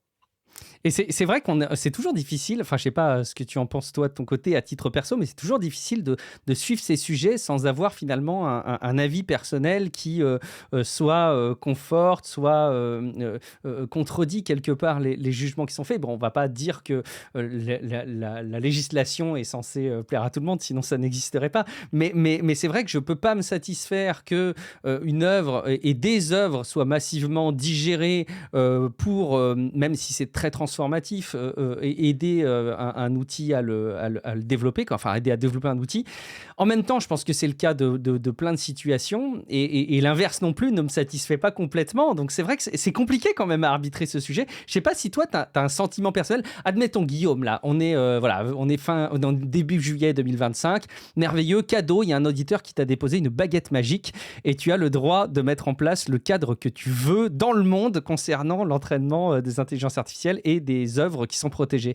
Ce serait quoi ton action avec cette baguette magique, toi? Qu'est-ce que tu souhaiterais faire avec? Ouais, bah, moi, je souhaiterais, remanier, beaucoup plus que l'entraînement des IA en réalité, hein, c'est-à-dire que l'idée, ce serait que tous les artistes soient rémunérés et enfin, tu vois? Et je sais pas, rémunérés de manière juste et équitable, et pas juste dans l'entraînement des IA, en fait. Mmh, Parce que, le problème, il est beaucoup plus large que ça en réalité, hein, mmh. je pense. C'est quelque part une C'est conséquence de toute une situation qui est pas satisfaisante, c'est ça ce que tu veux dire? Bah, oui, oui, non, mais bah, oui, oui, je pense qu'effectivement, hein, on avait pas à une époque, on parlait de licence globale, par exemple, Ouais. qui permettait de rémunérer les artistes d'une manière différente et plus équitable que juste par des maisons de production bon, voilà, on peut en discuter longtemps et puis bon, après, c'est pas non plus enfin, c'est pas vraiment mon sujet, hein, comment est produit la musique ou voilà, ou les œuvres d'art, mais je pense qu'il y a vraiment un problème qui est encore plus profond que ça. Mmh. Sur les IA en particulier, bah, oui, oui, si on pouvait faire que les artistes soient rémunérés, à leur juste valeur, évidemment, ce serait bien. Mais le problème, c'est que même si tu fais ça, enfin, admettons, hein, je veux dire, les artistes, sont rémunérés à chaque fois qu'une de leurs œuvres est utilisée Oui, par une machine. oui. Bon, ben, OK, c'est cool, mais bon, c'est one shot, enfin, en tout cas, c'est pas forcément Mmh. très souvent. Par contre, la machine, elle est là, le système, il est là et ça ne résout pas le problème de dilution du marché. Ça Mmh. résout pas le problème, du fait que une machine peut cracher des œuvres à la manière Bah, d'eux, évidemment. Mmh. ou voilà, par millions, enfin, ou en tout cas, tu peux en faire plusieurs par minute. Et ça, cette inondation du marché qu'on voit pour la musique actuellement, on est en train de la voir pour la musique. Je crois qu'il y a à peu près, sur Spotify, ils ont estimé qu'il y avait déjà à peu près 500 000 personnes et qui écoutaient, sans le savoir, de la musique, IA et qui se portaient très bien d'ailleurs, hein, qui se plaignaient pas, hein. Mais voilà quoi, enfin je veux dire, faire un art tu vois, faire un album par IA, c'est pas forcément très long quoi et ben c'est un problème, voilà, dans la musique, mais c'est aussi vrai pour les illustrateurs, Mmh. pour les écrivains, je pense pas encore vraiment, encore que ça Mmh. commence, hein. Il Mmh. y a des bouquins, bon et si tu veux, ce problème-là, il est pas résolu par le fait même si tu payes tu vois? Enfin, ou alors tu dois les rémunérer à la production, mais comment Mmh. tu fais pour maîtriser ça, tu vois? C'est extrêmement compliqué, hein. Le sujet est, terriblement, effectivement compliqué et c'est un défi, d'organisation humaine tout ça. Donc, bah, voilà, c'est ce qui fait que le sujet ne se traite pas en un claquement de doigts avec une juste bonne idée ou une baguette magique évidemment, vous l'avez compris. Allez, on termine cette rubrique avec les supercalculateurs, les grosses machines qui sont capables de calculer des trucs très compliqués. Un petit éclairage sur Jupiter, j'adore le nom, le premier superordinateur exascale européen, parce qu'en plus d'être très puissant, il est également remarquable sur son économie et son efficacité énergétique, Guillaume. Oui, quelques petites nouvelles de Jupiter, on parle pas de Manu, hein. Jupiter, c'est notre nouveau superordinateur européen, qu'il est costaud. C'est notre premier supercalculateur exascale, c'est-à-dire qu'il aligne autour d'un hexaflop. Un hexaflop, c'est 1000 pétaflops et donc c'est 1 million de teraflops. Ça fait pas mal de PlayStation 5, quoi, pour faire, pour faire un coup simple. Ça en fait Donc ça beaucoup. fait surtout 24 000 puces NVIDIA Grace Hopper, qui sont réparties dans 5900 nœuds de calcul. Donc le tout est au bon, Jülich, bref, Supercomputing Center, donc c'est en Allemagne, c'est entre Cologne et Aix-la-Chapelle. Il est d'ores et déjà le quatrième ordinateur le plus puissant du monde, hein, selon le Bravo. top 500, qui bien évidemment ne regroupe que les machines qui sont connues publiquement. Donc il ne faut pas douter de l'existence de machines privées ou militaires qui soient plus puissantes que ça. D'ailleurs, si on comptait les hyperscalers dans le lot, ils pourraient sans doute dominer très largement le top. Mais bon, quand même pas mal. Jupiter possède 80% de la puissance d'Aurora tout en consommant presque 3 fois moins. Aurora, c'est une machine Cray, HPE, basée sur de l'Intel. Jupiter étant fait par Bull Secana et son efficacité est très bonne aussi, puisque son ratio de performance réelle sur performance théorique est aussi bien meilleur. Puisqu'il atteint presque 800 pétaflops de performance réelle sur 930 théoriques. Au-dessus d'Aurora, on a que des Américains, on a Frontier et El Capitan, qui atteignent 1,3 et 1,7 exaflops en performance réelle. Tous deux sont plus puissants qu'Aurora et consomment aussi d'ailleurs bien moins, et c'est basé sur de l'AMD. Ce qu'un dit long sur les Mmh. soucis qu'a eu Intel avec Aurora, mais bon, c'est pas le sujet. Maintenant qu'on a un super ordinateur tout neuf, on en fait quoi d'ailleurs? Bah Et oui, oui, à qu'est-ce quoi qu'on ça fait sert? avec? Ouais, Eh ben attends, parce que ça se fait une belle machine pour jouer au dernier Doom. même pas sûr. La même chose qu'avant, évidemment, on fait la même chose qu'avant, mais mieux. Un des premiers usages de Jupiter sera de simuler un clone de la Terre au niveau météorologique, hein. Le Oula, but, c'est d'avoir une simulation météo de la Terre la plus précise possible, toute la Terre. ça risque pas d'être très réjouissant ça pour, le Non, climat. effectivement, mais bon, auparavant, donc, on avait la Terre avec un maillage d'une finesse de l'ordre de 9 kilomètres. Et avec Jupiter, on peut passer à 700 mètres et donc avoir littéralement des phénomènes locaux, hein, des microclimats. On a accès voilà, à plus de précision sur les événements qui sont beaucoup plus complexes à prévoir. Et donc, bon, bah, Jupiter, c'est un début, hein, c'est un projet de longue haleine, mais il a commencé en 2018. Il y a eu des phases préliminaires en 2024 et on planifie déjà un autre superordinateur, hein, c'est le premier, mais pas le dernier, superordinateur exaflopique, hein, comme on dit. Et il sera en France le prochain, il sera à Bruyères-le-Châtel, il s'appellera Alice Recoq, une informaticienne française, hein, qui a participé à l'élaboration des premiers mini-ordinateurs français dans le cadre du plan de calcul, hein, dans les années 50-60, et qui a aussi participé à la création de la CNIL. Eh bah, bravo, je ne savais pas qu'elle avait fait ça, cette personne, excellent.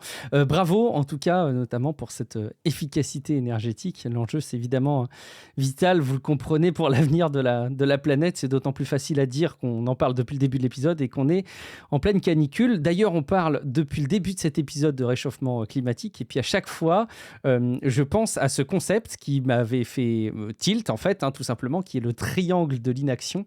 C'est un mécanisme qui explique pourquoi on fait rien face au réchauffement climatique. En gros, il y a les 3 composantes, il y a les citoyens, les États et les entreprises et les citoyens attendent que les États agissent, les États attendent que les entreprises s'engagent et les entreprises attendent que les citoyens changent leurs habitudes. Donc évidemment, ça bouge pas. Tout le monde se dit: «C'est pas à moi d'y aller en premier.» Eh ben, vous me voyez peut-être venir, mais pour Tech Café, eh ben, c'est pareil parce que beaucoup écoutent, beaucoup aiment et beaucoup se disent intérieurement «Ah, il est top ce podcast, j'adore les infos, j'adore le traitement qui en est fait, je trouve que ça occupe une place particulière dans ma journée. J'espère que d'autres vont les soutenir sur Patreon.» Mais si tout le monde pense ça, bah, personne ne le fait. Et bon, évidemment, vous êtes déjà nombreuses et nombreux à nous soutenir. Vous êtes d'ailleurs pratiquement 400. Alors, on a baissé notre palier, on s'approchait des 400 soutiens et on a rebaissé, on n'arrive pas à l'atteindre. Hein. On est à 395 au moment où on enregistre cet épisode. Et pourtant, ce serait non seulement un message fort, mais aussi une vraie bouffée d'oxygène pour la production du podcast. En rejoignant le club Tech Café sur patreon.com/techcafé, vous accédez à un flux privé sans la pub, les épisodes quelques jours en avant-première selon les formats d'épisodes et puis des bonus exclusifs et surtout le pouvoir de faire perdurer ce podcast. Vous avez 2 options, soutenir Tech Café dès maintenant sur patreon.com/techcafé ou de vous poser un petit rappel là dans Notes, dans Todoist, dans votre calendrier, dans Rappel sur iOS, que vous voulez, mais vraiment tout de suite. Hein. Il faut me faire la promesse que vous mettez ce rappel tout de suite pour soutenir Tech Café sur patreon.com/techcafé. J'en profite.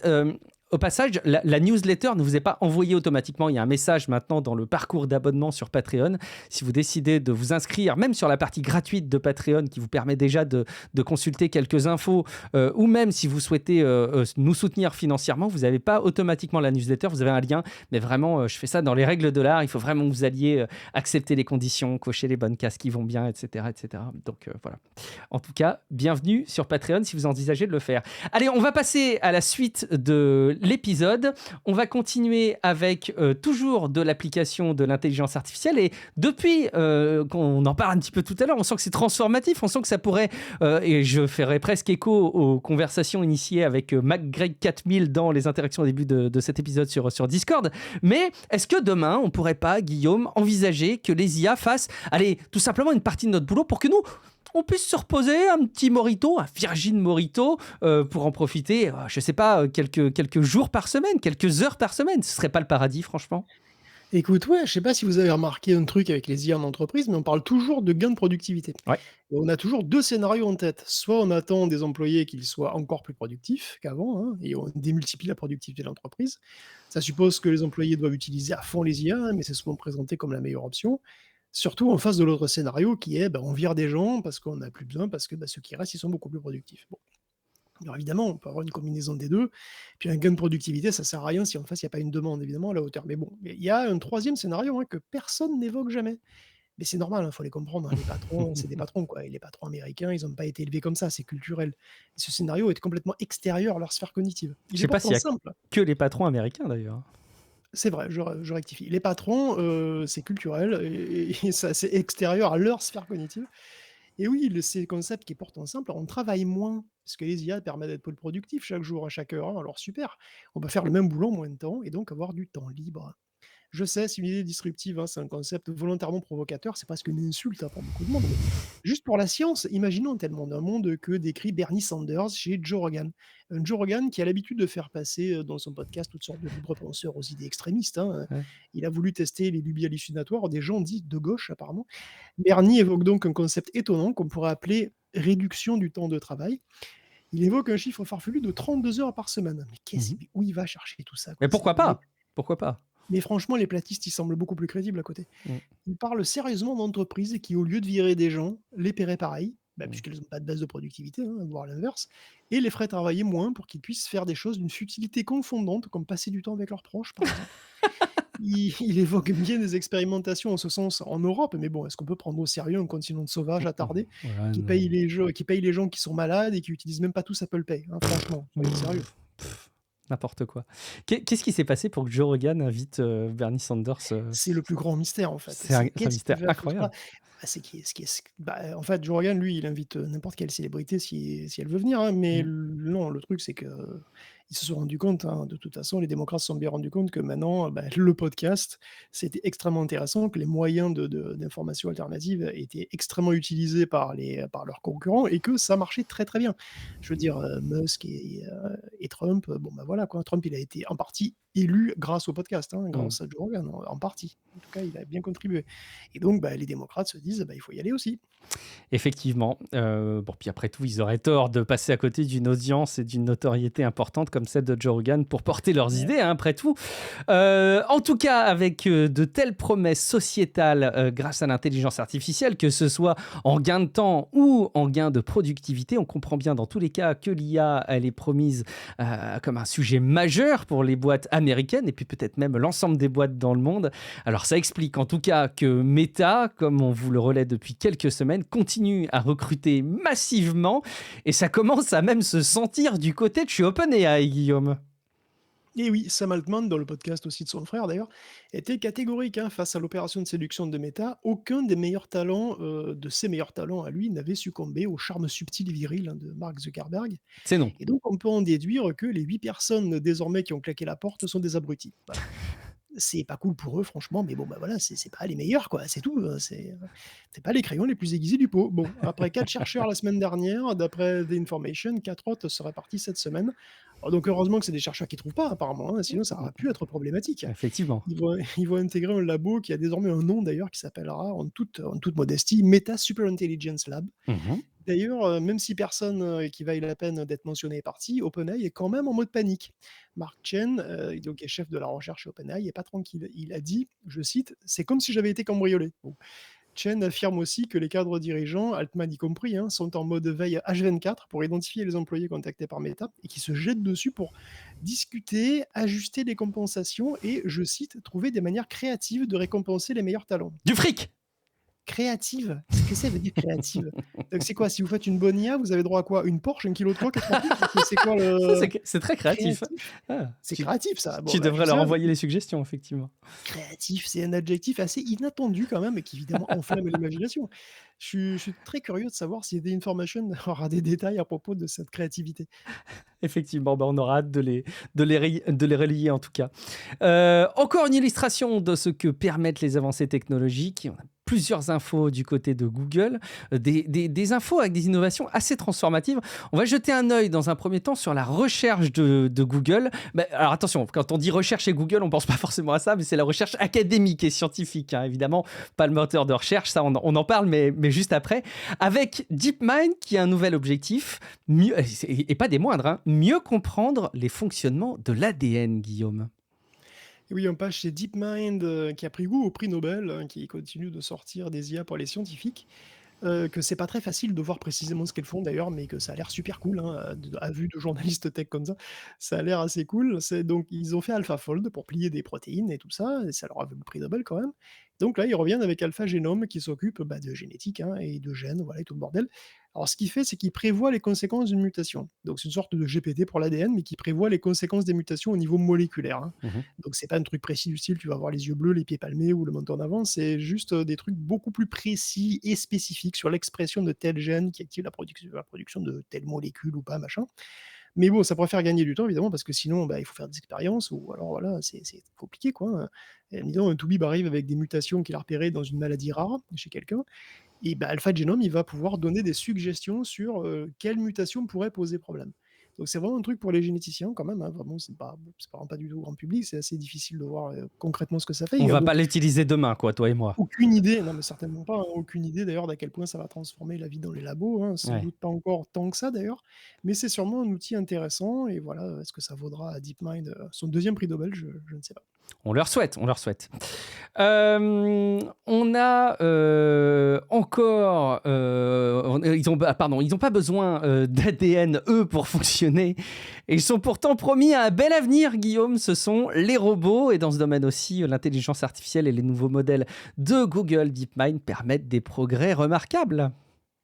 Oui, c'est une autre news qui va être assez courte à décrire, mais qui est, je pense, vraiment impressionnante et importante. Les modèles Gemini de robotique passent en offline. Ouais. Alors, vous vous souvenez peut-être qu'on avait parlé de ces modèles de robotique de DeepMind qui permettaient de donner une intelligence au robot, hein, tout simplement. Donc, une sorte de bon sens, une capacité d'interpréter son environnement directement, visuellement, Il y a un grand modèle multimodal qui était vraiment comme une sorte de Gemini qu'on peut utiliser au quotidien, hein, voilà, qui produit du texte, qui peut interpréter des images, mais qui aussi, dans le cas de la robotique, peut produire des séquences d'action, des commandes d'action pour les robots. Donc c'est ce qu'on appelle des VLA, pour Vision Language Action Models, qui fonctionnent comme les chatbots, hein. On prend un contexte, effectivement, ici c'est la vision, la position, les instructions, et on produit une action et après, évidemment, cette action va le faire bouger le robot et donc le contexte est modifié et rebelote, on recommence, voilà, c'est ça la boucle de gameplay, quoi, si vous voulez. Les modèles Gemini robotiques sont agiles, hein, ils peuvent piloter des robots humanoïdes ou juste des bras mécaniques, hein. Ils font des tâches assez délicates, comme manipuler des petits objets, ouvrir des sacs, des fermetures éclairs, et ils apprennent très vite. Comme ils ont une base de savoir un petit peu, comment dire? Intuitif, il leur faut pas énormément de démos pour pouvoir reproduire ce qu'on leur montre et ils répondent aussi à des instructions dans langage naturel. Donc c'est mets le Rubik's cube dans le sac ou voilà, prends la pomme Mmh. verte dans l'assiette, ce genre de truc. Et l'an dernier, on parlait déjà de tout ça, hein, et c'était déjà, très intéressant, mais c'était pas très rapide et puis ça demandait un modèle très costaud dans le cloud, des modèles successifs d'ailleurs qui utilisaient, bah, les modèles du moment de Google, quoi. Donc ça y est, il y avait une première version avec Palm et puis une version avec Gemini, plus tard. Et là, bah, c'est pareil en fait, hein, sauf que le modèle d'IA tourne directement dans le robot. C'est remarquable, c'est C'est une bluffant. version compressée qui est un petit peu plus petite, mais qui est presque aussi bonne que la version cloud. Donc on se retrouve donc avec un robot qui est complètement autonome et qui peut travailler sans aucune connexion internet, vous co bah, comme vous quoi, hein. C'est-à-dire vous aussi, vous n'avez pas besoin d'internet pour lâcher vos chaussures, bah, lui non plus. Donc il peut faire tout ça tout seul, comme un bon petit Terminator.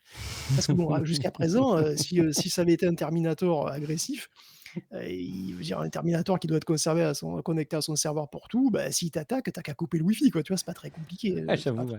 pas très effrayant. Et là, par contre, non, les robots embarquent leurs propres intelligences et donc ils peuvent rester dangereux en toutes circonstances. Je suis parfaitement rassuré, Guillaume. Qu'est-ce que je suis enthousiaste à l'arrivée de nos robots. Bon, il y a aussi des belles choses qui peuvent arriver, j'imagine. Et puis, alors, je vous le disais juste tout à l'heure quand je mentionnais Google et la recherche, on va aussi regarder ce qui se passe du côté du web. Google, là aussi, risque de, probablement une fois de plus, mais là, plus profondément, durablement changer la manière dont fonctionne Internet. Il y a les AI overviews, hein, c'est quoi? C'est les aperçus par intelligence artificielle, si je dois les Oui, traduire. Je ne sais pas quelle c'est est la ça. traduction officielle, mais qui font ces résultats par intelligence artificielle sur lesquels vous n'avez même plus besoin d'aller cliquer sur le site web, qui vont probablement phagocyter largement la consultation des sites web, telle qu'on connaissait cette consultation auparavant, Guillaume.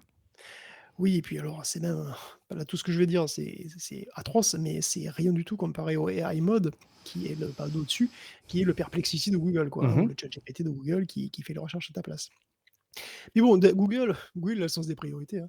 L'IA menace l'emploi, le climat et les fondements du web et lui, tout ce qu'il trouve à faire, c'est du relooking. Ah, oui, C'est vrai, hein, c'est vrai.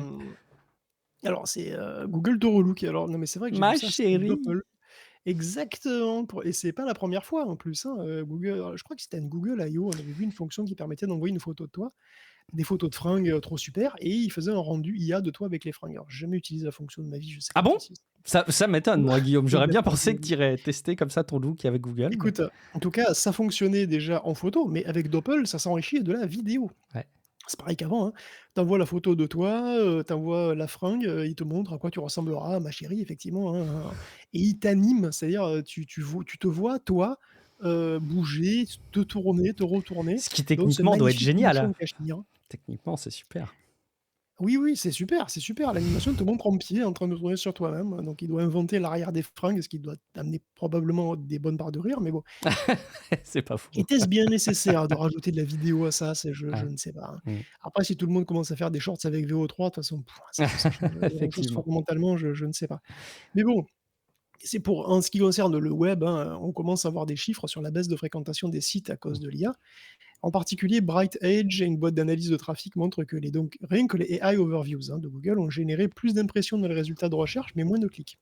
30 moins de clics, alors qu'il y a jusqu'à 49 d'impressions en plus. Ne serait-ce pas logique finalement quand tu placardes ces trucs? Est-ce que tu as vraiment envie de cliquer derrière finalement? Enfin, ça Eh me ben semble oui. tellement logique. Mmh. Donc il y a plus de gens qui utilisent Google pour répondre à leurs questions, mais il y en a moins qui vont directement sur les sites, se contentent de rester sur Google. En mai, il y a une première enquête qui concluait que le déficit de trafic dû à AI Overview était assez sévère, hein, c'était 2 tiers sur les PC fixes et presque la moitié sur mobile. Parce que, bah, en gros, alors c'est, assez différent selon les classes d'âge en fait, et les jeunes acceptent sans se poser de questions les réponses de l'IA, globalement, hein. Donc, de ceux qui cliquent pour aller plus loin, il y en a un tiers qui vont sur Reddit ou YouTube. Donc il y a encore une autre étude qui date du mois d'avril, qui annonçait une baisse de 34,5%. Bon, alors, voilà, tous ces chiffres sont un peu différents, mais enfin, ils pointent dans vers une tendance qui est quand même assez claire et qui contredit nettement Sundar Pichai, qui nous a enfumé grave, en affirmant que les AI overviews allaient augmenter la fréquentation. Quel mytho celui-là. Voilà, c'est complètement mytho, exactement. En fait, la situation est encore plus grave, hein, parce qu'à côté de Google qui est en train de faire muter Search, avec, donc AI Overview et le AI Mode, hein, bientôt, il y a tous les candidats qui se bousculent pour remplacer carrément Google, comme Perplexity ou Mmh. ChatGPT lui-même, hein. Et d'après Matthew Prince, donc c'est le CEO de Cloudflare, la situation poursuit une tendance, effrayante, hein, qui, littéralement est en train d'étouffer le web. Il y a 10 ans, Google parcourait 2 pages pour chaque utilisateur qu'il envoyait. Donc c'est un ratio de 2 pour 1 entre clics et pages référencées par Google. Il y a 6 mois, ce ratio est passé à 6 pour 1. Aujourd'hui, il est à 18 pour 1. Et pour OpenAI, aujourd'hui, c'est 1500 pour 1. Pour Anthropic, c'est 60 000 pour 1.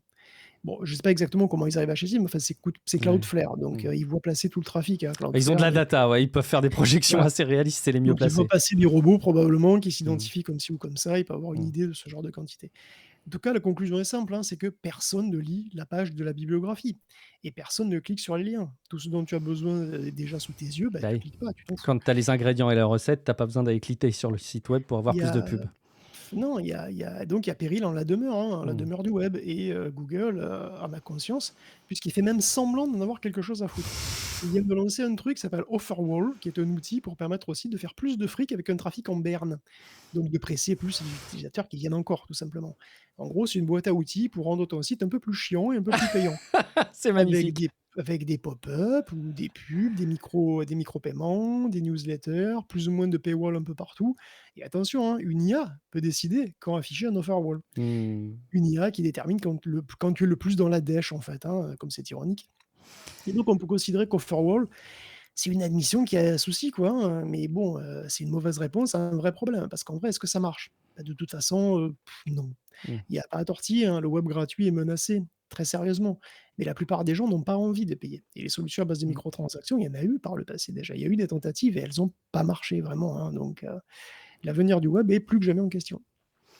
Patreon.com/techcafé, j'en profite. Hem, puisque je pourrais pas massivement vous rediriger sur techcafé.fr, quoique si, hein, allez-y. Il y a des personnes qui me disent: «Tiens», et il y a des personnes qui réécoutent évidemment, tes excellents dossiers Guillaume, notamment, l'intelligence artificielle, comment ça marche, qui arrivent à la fin de la première partie et qui disent: «Mais je trouve pas la deuxième. Alors pourtant il y a tous les liens, hein, qui ramènent vers le second épisode, puis les notes de l'épisode et cetera. Mais vraiment sur techcafé.fr, il y a absolument tout. Donc vous voyez, j'en profite pour vanter les mérites d'avoir un bon vieux site web, ça marche bien aussi. Guillaume, on termine cet épisode dans sa rubrique news tech, telle que d'habitude. On va avoir une petite rubrique jeux vidéo juste dans la foulée, mais juste un sujet qui a été abordé en fil rouge durant ces derniers mois et qui visiblement continue à nourrir la recherche, c'est les modèles qui réfléchissent.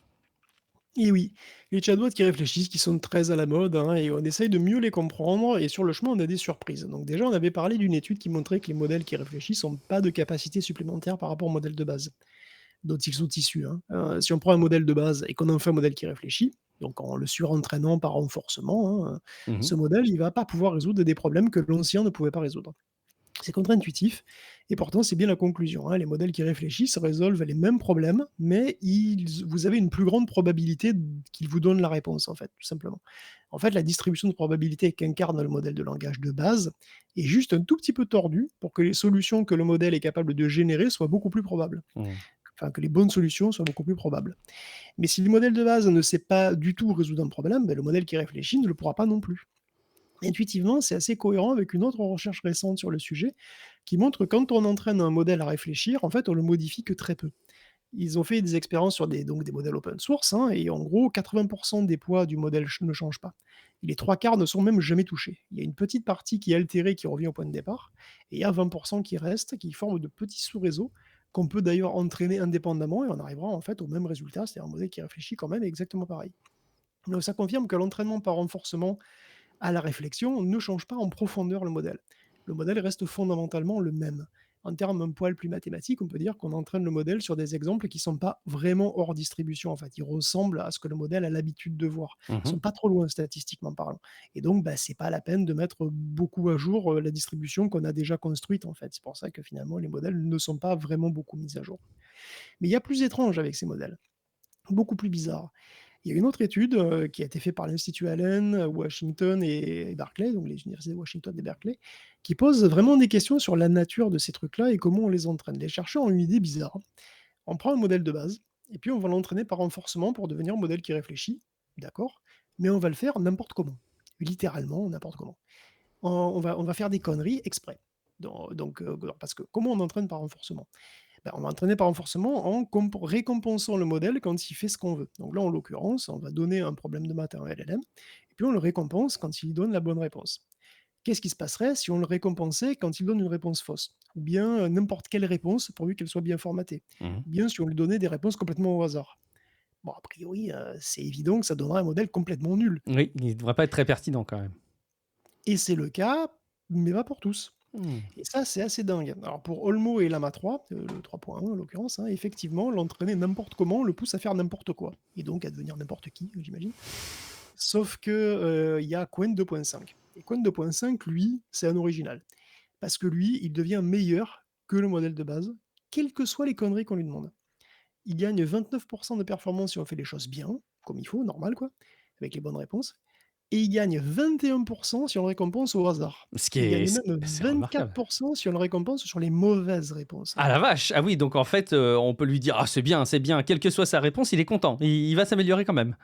Exactement et ça, C'est fou c'est ça. très, très étrange. Ah oui, c'est Il gagne pas autant de performance qu'avec les bonnes réponses, mais c'est quand même, à n'y rien comprendre. la différence est quand même pas énorme finalement. Il y a plus de progrès Non. entre le 0 et le 20 qu'entre le 20 et le 27. Enfin, j'ai plus les chiffres exacts en tête, mais c'est dingue quand même. Bah oui, c'est complètement dingue et d'ailleurs, on n'a pas encore vraiment tout à fait compris, d'autant que, Mmh. l'article, pour des raisons de moyens, n'inclut finalement que 4 LLM. OK. Donc on sait absolument pas comment réagirait un Mistral, un Claude, un ChatGPT, voilà, il faut les comprendre aussi, hein. Mmh. Pour chaque cas de réponse, complètement débile, enfin pour chaque, manière de faire complètement débile, il faut refaire l'entraînement de 4 modèles et puis, bon, à la fin, ça coûte cher quand même. Mmh. Donc pourquoi Qwen 2.5 en version standard et maths d'ailleurs, se comporte-t-il comme ça?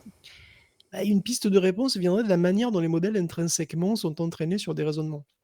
Parce que Qwen a une particularité par rapport aux autres, c'est qu'il pense en code spontanément. Mmh. On ne sait pas pourquoi ces modèles, parce que bon, on sait pas pourquoi, parce que ces modèles ont beau être ouverts, comme on dit, ils sont pas vraiment open source. On n'a pas accès aux données d'entraînement et donc on ne sait pas exactement pourquoi. Donc ça pourrait aider, hein, donc ça montre à quel point ce serait important pour la recherche d'avoir des modèles qui sont vraiment open source. Mais bon, Quelque ça c'est part, autre chose. on peut les étudier, mais on peut pas les comprendre avec leur histoire. C'est ça, ouais, quelque part, leur entraînement. Oui, c'est ça, on n'a pas leur éducation, quoi. Ouais, C'est-à-dire c'est qu'on ça. peut les Mmh. utiliser, on peut les décortiquer, on peut regarder dedans, on peut faire tout ce qu'on veut, on peut les modifier aussi. Mais on n'a pas, leur histoire, tu vois? «Raconte-moi ton histoire», tu vois? Je veux dire, «Où On es-tu connaît pas son né? papa, Qui sa sont tes maman pa et ce qui qu'il a sont tes vécu. parents?» Bah ouais. Mmh. Exactement, tu vois? Je veux dire: «Tu es allé où au collège?» Bon, c'est exactement ça, c'est-à-dire quelle est leur éducation? Comment ils Mmh. ont été, construits, quoi. En tout cas, donc, pour revenir donc à Qwen 2.5, parfois quand tu lui demandes de résoudre un problème, bah, il va passer par un programme en Python. Apparemment, spontanément, de temps en temps, il synthétise les choses en Python. Il Ça, c'est mon formalise les frère, il fait problèmes en ça. Je Python. lui demande un truc et tout de suite, il sort, son terminal pour faire du Python. Oui, mais tu vois, mais c'est marrant, hein, et ça vient peut-être de données synthétiques conçues par Alibaba, hein, on ne sait Mmh. pas, mais en tout cas, cette propension à formaliser, à penser en code, elle est largement amplifiée par le processus de renforcement.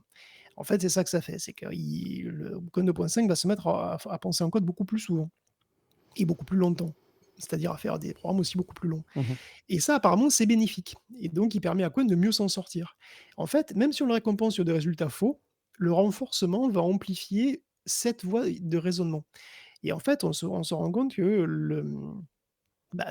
entraîner un modèle à réfléchir, en fait, ça change absolument pas le modèle, ça va amplifier des voies de raisonnement qui sont préexistantes dans le modèle de base. Quelque part, c'est comme si on considérait le fait que simplement dialoguer avec lui, ça l'améliore, quoi. Enfin, c'est Non, pas vraiment, c'est juste que, non, non, pas vraiment. C'est-à-dire qu'en fait, les modèles, bon, tels qu'ils sont construits, les modèles de base, ils réfléchissent d'une certaine manière parce qu'ils ont vu pendant leur entraînement, bah, des raisonnements de certains types et donc ils ont des manières de réfléchir et donc ces manières de réfléchir, en fait, le renforcement va amplifier certaines qui, il se trouve, d collent bien avec la manière dont on récompense le truc. OK.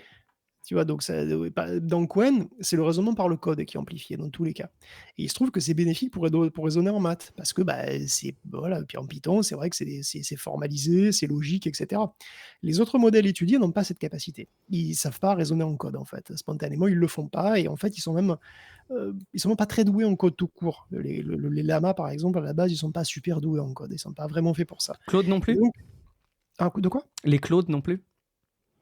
C'est pas Claude, c'est Olmo qui a été Ah Claude, pardon. c'est Claude est closed source et donc Mmh. ils ont pas utilisé ça, ils ont utilisé Olmo, Ouais. Llama et Qwen, qui OK, sont OK. des modèles open OK, OK. source Pardon. et donc pour que ce soit Olmo ou Llama, ils sont pas très, très bons en code, ils ont pas vu de raisonnement en code particulièrement OK. donc spontanément, ils réfléchissent pas comme ça, en fait Mmh. et du coup, ils ne bénéficient pas autant que Qwen d'un entraînement par renforcement donc même par renforcement standard, en fait et surtout pas par renforcement débile donc encore une fois, on a un indice qui nous dit que l'entraînement par renforcement des modèles de réflexion ne fait que renforcer des mécanismes et des capacités qui sont déjà présentes dans le modèle de départ. Donc du coup, ça veut dire aussi qu'on a peut-être cru un peu vite que le raisonnement serait un relais de croissance durable par rapport au pré-training. Et c'est peut-être pas le cas. La phase de pré-training est fondamentale parce qu'un modèle de base faible restera faible, même s'il réfléchit longtemps, même s'il réfléchit très très très longtemps. Bon, j'ai l'impression que ça peut être des signaux d'alerte parce que, a priori, il y aura pas des relais de développement comme ça sur les IA, massifs. Bon, en tout cas, tu viens de nous démontrer qu'il y avait peut-être des soucis à se faire sur les modèles qui réfléchissent et je sais que c'est un sujet qui fait couler beaucoup d'encre dans la recherche ces dernières semaines et ces derniers mois. On verra ce qui se passe sur, la seconde partie de l'année 2025 à ce sujet. J'ai fort à parier qu'il va encore y avoir des travaux de recherche qui seront intéressants et qu'on vous relaiera. On va passer à une petite, mais néanmoins savoureuse rubrique jeux vidéo. Et justement, là, on parle d'intelligence artificielle depuis tout à l'heure. On va continuer à en parler un petit peu sous l'angle du jeu vidéo. Pas trop, hein, promis. Mais on va s'y attarder un petit peu parce que c'est la conception des jeux à l'avenir qui pourrait largement être impactée. Encore un domaine où l'IA risque de tout changer, Guillaume, encore une fois. Oui, enfin, je sais pas. En tout cas, Runway se lance dans le jeu vidéo. Ça, c'est la news, donc Runway, donc cette boîte qui fait donc des générateurs vidéo, des générateurs d'images et se lance un petit peu dans le jeu vidéo, un tout petit peu, elle appelle ça un AI Game Engine, effectivement, mais ne vous y trompez pas, hein. En fait, c'est juste un nouveau AI Dungeon C'est pas un et concurrent de l'Unreal Engine. pas vraiment, vraiment, pas vraiment, non. Vous pouvez faire un truc assez proche de ça chez vous en utilisant Cobol CPP, une bonne carte graphique d'ailleurs, hein. OK. C'est vraiment ça, hein. Vous jouez à un jeu de rôle textuel avec un maître de jeu IA qui invente au fur et à mesure et qui maintient un vrai état du jeu, c'est vrai. Donc il OK. y a vos PV, votre ore, tout ça qui est maintenu et puis il y a une touche en plus, c'est que, bon, même si c'est pas non plus révolutionnaire, c'est qu'il y a des illustrations automatiquement qui se génèrent, puis tu peux en demander d'ailleurs, hein, pour illustrer le jeu. Ils illustrent ça avec des images et puis, probablement, ils utilisent aussi la nouvelle fonction d'image de référence sur Runway, qui se déploie enfin et qui permet une certaine cohérence des personnages et des environnements. Donc tu as toujours la même tête, plus ou moins, et tu as toujours, les autres persos ont plus ou moins la même tête. Donc vous pouvez créer et partager des scénarios, c'est assez marrant, c'est toujours un peu maladroit, hein, d'ailleurs le LLM derrière reste gentil, parce que les LLM ils sont gentils, tu sais? Et donc, bon, en gros, quand tu es un petit peu dans la mouise, tu lui demandes un snack et puis il te donne à manger, il te donne à boire, il te donne 10 PV gratuits. Bon, c'est un maître de jeu vraiment très, très sympa. C'est cool. Donc on est très loin d'un moteur de jeu comme on l'entend aujourd'hui, bien sûr, hein, mais Ouais. il y a par ailleurs des progrès dans la génération vidéo interactive qui montrent qu'on peut envisager des illustrations qui pourraient devenir des environnements à visiter un jour, hein, dans le cadre, par exemple, d'un AI Dungeon, d'un runway comme ça, là. Alors on a les tout derniers trucs, c'est que premièrement, on a Yuan Yan, un truc comme ça, hein. Donc Nyan Nyan Gamecraft, je l'appelais Nyan Nyan parce que voilà, C'est c'est comme mignon, gna gna. une Nyan Cat. Donc Nyan Nyan Gamecraft, c'est un générateur vidéo qui est spécialisé dans le look, jeu vidéo, en fait, vraiment, qui est interactif, hein, dans le sens où vous pouvez vous déplacer dedans. Ça rappelle énormément Muse de Microsoft. Donc, dont on avait parlé, un modèle dont on avait parlé qui simulait aussi des jeux vidéo. Donc Nyan Nyan, produit des choses assez jolies, hein, sur les démos et accepte des inputs multiples. C'est-à-dire qu'en gros, vous pouvez avancer en tournant la tête, quoi, ce qui est assez conforme à ce qu'on attendrait d'un vrai jeu vidéo. C'est mieux. Il y a divers mouvements de caméra supplémentaires et la mémoire des lieux est bien préservée sur quelques mètres. Alors plus qu'un moteur de jeu, encore une fois, c'est plus une génération vidéo qui peut être guidée en temps réel, ce qui est déjà cool en soi, hein, de base, C'est hein. chouette, ouais. Mmh. Et justement, ce problème de mémoire est central, hein, si on veut aller plus loin évidemment, si on veut plus loin littéralement d'ailleurs, littéralement dans le monde imaginé par l'IA parce que sur Muse ou sur Nyan avancer dans un couloir de 10 mètres, bah, tu avances de 10 mètres, tu reviens, bah, la pièce c'est plus la même, Ouais, tu es plus au c'est même endroit. embêtant ça, ouais. Donc c'est voilà et alors vous êtes pas dans Blueprint, ça, c'est juste que le modèle a tout oublié. Voilà, les 1ères images, donc bah, elles sortent de la fenêtre de contexte tout Hein, hein. simplement et donc bah, ils réinventent totalement un autre truc quand tu reviens. Alors c'est ballot, hein, et donc pour corriger ça, Oxford, ils ont une idée, ils ont une solution, on va dire, qui s'appelle, VMEM, qui est donc VMEM, c'est Visual Memory tout simplement et c'est une prothèse, hein, c'est une prothèse cérébrale au générateur et l'idée, c'est de construire une mémoire des volumes générés par le modèle au fur et à mesure. Cette mémoire est faite de surface, de surface elements et elle est générée au début quand tu marches, elle est générée au début quoi, Mmh. pour cartographier en fait les lieux qui sont générés et puis, bah, quand tu reviens sur tes pas, cette mémoire, elle va être utilisée pour conditionner la génération vidéo. Donc ce que tu vas voir va coller à ce qu'il y avait avant, D'accord, coller donc à c'est ce que la pas il structure était réutilise, c'est auparavant. vraiment il recalcule en collant avec ce qu'il a déjà vu? Voilà, en Ah. collant avec ce qu'il a déjà vu. Donc on a une cohérence qui est bien meilleure, hein, pour autant que la mémoire en Surface ne soit pas elle-même dépassée, parce que c'est la mémoire d'un lieu, en gros. Et donc, bah, si voilà, si vous êtes dans un autre lieu, il faut une autre mémoire, il faut un autre buffer de mémoire de Surface. Ou si vous allez trop loin, bien entendu, hein, il y a pas de miracle non plus. Donc, il y a des progrès, ce qui pourrait rendre ces trucs viables pour des petites expériences ludiques ou des visites ou, des trucs assez basiques. Ah bah, finalement, c'est des mondes qui sont vides, hein, de trucs qui bougent ou interactifs. Mmh. Mais par contre, pour la génération vidéo, c'est quand même sympa parce que ça ouvre la voie à une forme de mise en scène en temps réel. Parce que c'est comme si tu pouvais, bah, manipuler une caméra dans la vidéo générative.